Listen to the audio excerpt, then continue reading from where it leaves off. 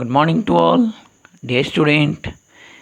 In previous days, we had completed our chapter number 11, that is First War of Independence 1857, and we had already completed question answer 2.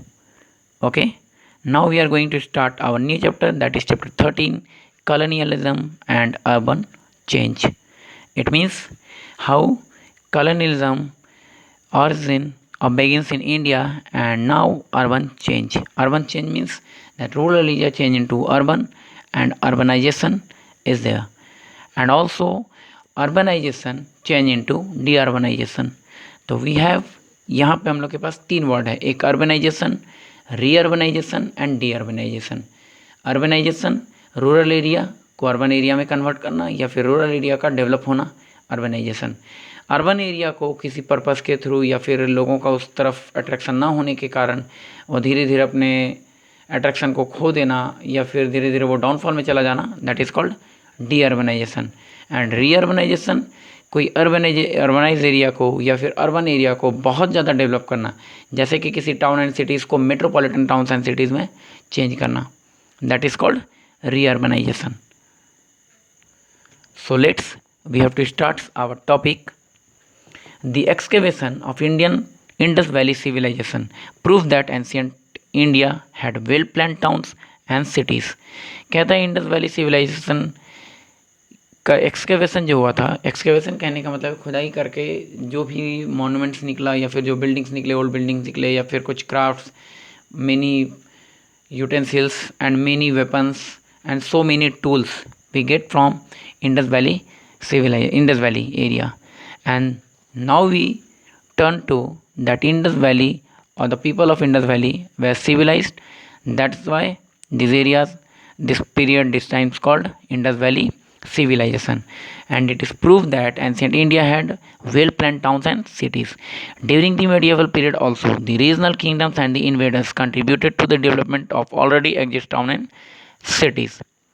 Though in some areas, new towns and cities also developed.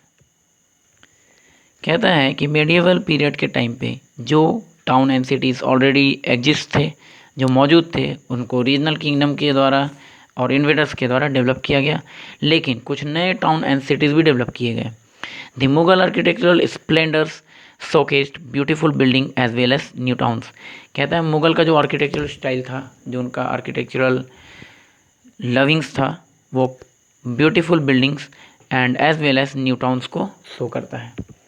Unfortunately, deurbanization was a significant development during the British rule in India. India में British rule के time पे अगर medieval period में regional kingdom के द्वारा, invader के द्वारा urbanise हुआ है, तो ब्रिटिश के टाइम पे अनफॉर्चुनेटली ऐसा एक समय आया था कि डीअर्बनाइज हुआ था.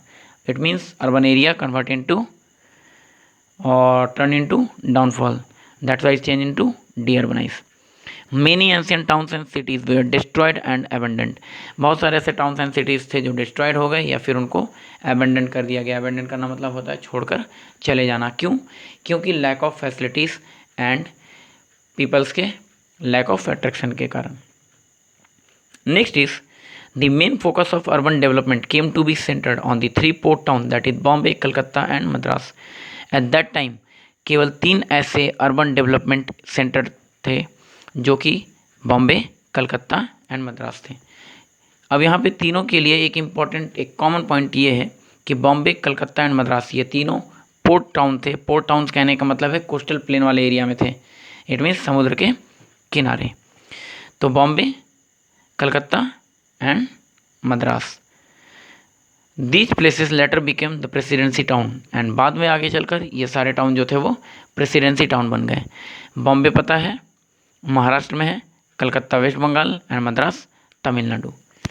Many towns that had been popular earlier for some specialized goods lost their glory with the decline in demand for their product. कहता है बहुत सारे ऐसे टाउन थे, many town that had been popular earlier for some specialised goods, कुछ अपने specialised goods के लिए पॉपुलर थे, फेमस थे, but they lost their glory with the decline in the demand for their product.